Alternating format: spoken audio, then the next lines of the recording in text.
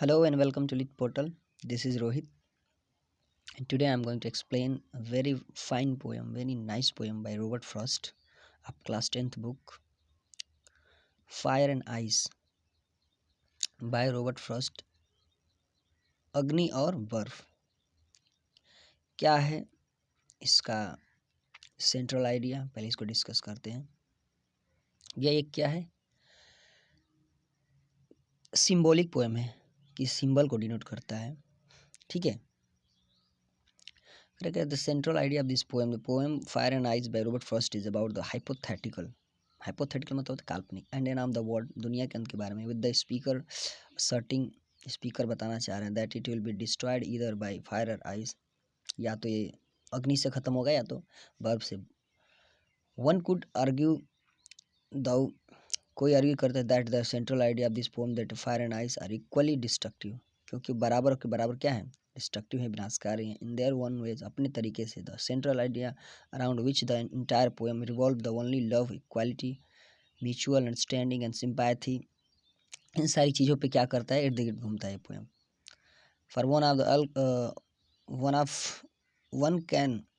And all can help in establishing peace on the earth, जो कोई भी धरती पे शांति प्रदान करने के लिए क्या कर सकता है, मत कर सकता है। The poet mention that both fire and ice are probable ends in this world, दोनों इस दुनिया को ख़त्म कर सकते हैं, बर्फ एंड आइस, अग्नि और ice. While he talks about how fire represent desire, वो कैसे बताता है कि फायर किसको, असीमित इच्छा को डिनोट करता है।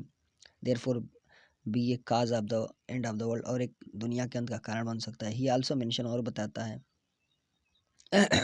Ice in between symbolise that coldness, ठंडी को बरसाता है, and indifferences toward one other another will also be enough to end the world, और कैसे बर्फ भी दुनिया को अंत कर सकता है, ये सारी चीज़ें बताता है। ठीक है, पोएम को पढ़ने से पहले हम लोग जानेंगे कि फायर एंड आइस की मीनिंग क्या है। For the poet, fire means the burning desire of the material things, and ice mean coldness and emergence in human because of desire and materialistic life.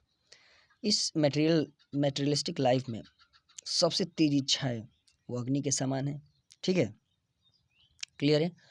Coldness cold के समान है। He finally conclude the both of this weapons are equally dangerous and will lead to the world towards destruction, और finally ये बताता है कि दोनों जो इक्विपमेंट है दोनों जो क्या है वेपन्स है, ये बहुत ही डिस्ट्रक्टिव वे हैं किसी भी दुनिया ख़त्म करने के लिए।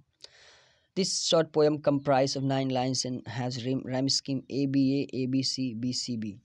ठीक है, यानी कि इसका राइमिंग स्कीम है A B C B. There are 3 sentences. In the first sentence, the poet explains the popular debates that is prevailing in the society since long about the will destroy the world.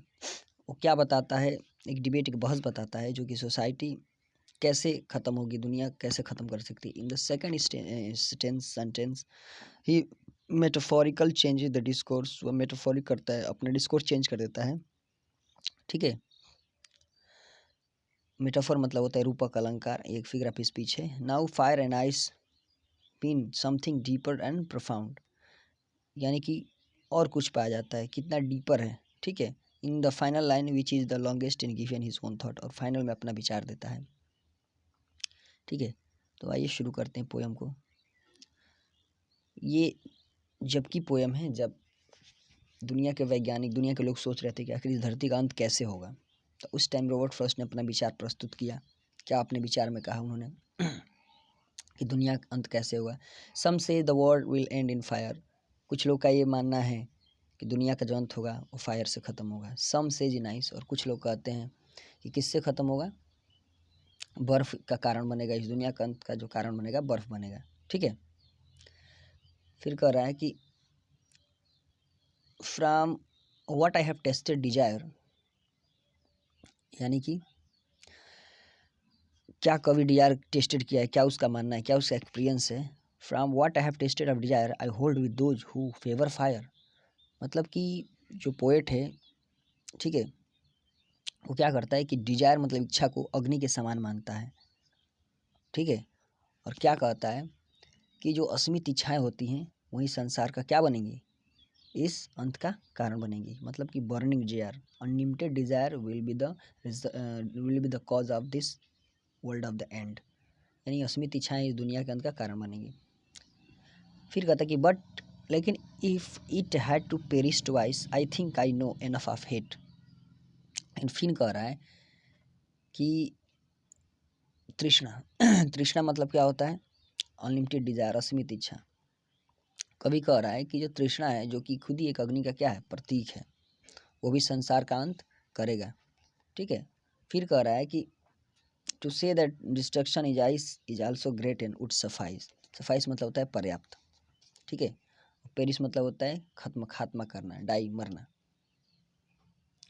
Favour मतलब होता है पक्ष लेना। Destruction माने विनाश होता है। Hate मतलब घृणा होती है। सफाइस मतलब सफिशिएंट, पर्याप्त। तो दूसरे लास्ट वाले स्टेंजा में क्या कर रहा है कि I think I know enough of hate to say that for destruction is also great and would suffice. ठीक है।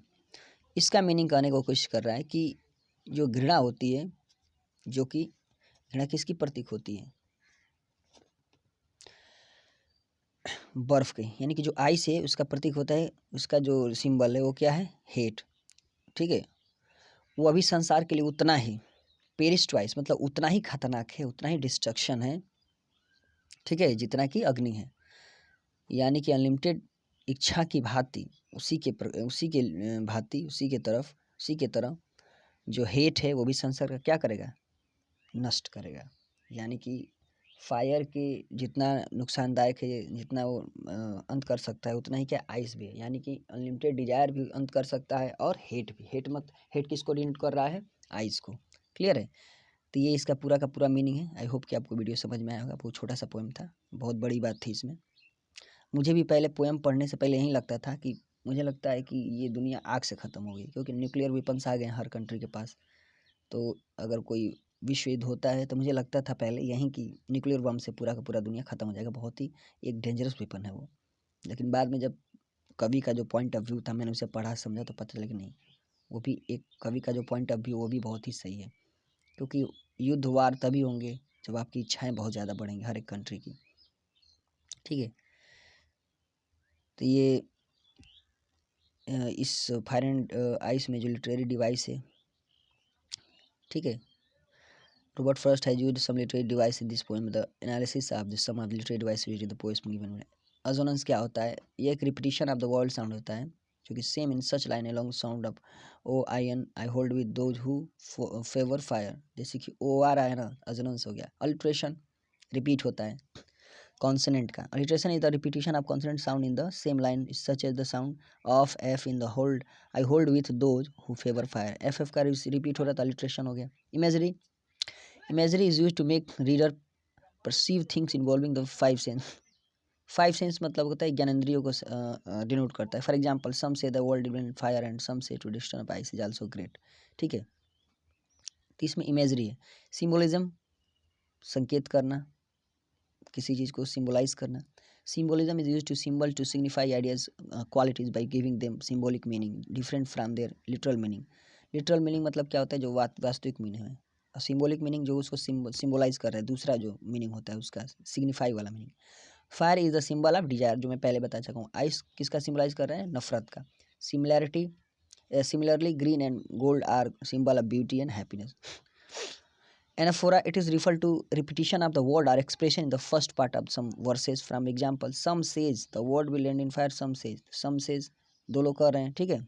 ये रिपीट कर रहा है, रिफर करने का कि क्या क्या रिफर कर रहा है, उसके एक्सप्रेशन को क्या कर रहा है?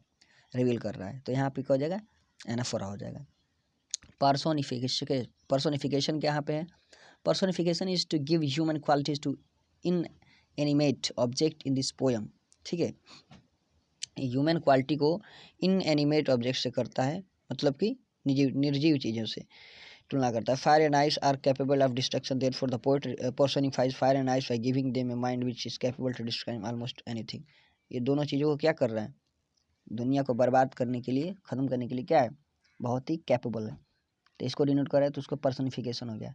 एनजैबमेंट, it is defined as thought or clause that does not come to an end and line break, rather it move than the next line. For example, यह ऐसा चीज़ को डिनोट करता है जो कोई क्लॉज हो, वाक्य हो, जो कभी एंड नहीं होता है, उसका लाइन ब्रेक नहीं होता है। Rather it's move on the next line, भले ही अगले लाइन में मूव हो जाए। फॉर एग्जाम्पल जैसे कि from what I have tested of desire, जहाँ तक मुझे लगता है, आई hold with those favour fire, यानी कि क्या है, अग्नि ही उतना ही समान है जितना कि बर्फ। तो कंक्लूजन क्या है, the poem is revolving around the some the theme, the human emotion are destructive and has two possible form, यानी कि पोएम उसी के इर्द गिर्द घूम रहा है, ह्यूमन इमोशन के, मानव के भावनाओं के साथ, जो कि क्या है, बहुत डिस्ट्रक्टिव है। हैज़ टू पॉसिबल फॉर्म, जो क्या है, दो संभवतः उसका रूप है। ठीक है, ये क्वेश्चन एंड आंसर है। आप लोग यहाँ से चाहते हो तो स्क्रीनशॉट ले सकते हैं वीडियो को पॉज करके। और ये टेक्स्ट बुक का है आइडिया को, where the sun get hots और it gets colder in both the situation end of this world is sure, निश्चित रूप से धरती का अंत हो जाएगा। तो क्वेश्चन है इसका आप देख सकते हैं, स्क्रीनशॉट ले सकते हैं। तीसरा क्वेश्चन है, कौन कौन सा राइम स्कीम है, जो पहले ही बता चुका हूँ कि A B C B C B, या A B C B C B भी कह सकते हैं। ठीक है, आई होप आप लोग पोएम समझ हो गया। Thank you. ज़्यादा से ज़्यादा वीडियो को लाइक करें, शेयर करें, चैनल को सब्सक्राइब करें आप चैनल पर नए हैं तो, और बेल आइकन को दबाना ना भूलें, ताकि हमारे जो वीडियो की नई वीडियो के जो अपडेट्स हैं आपको टाइमली मिलते रहें। Thank you, have nice day.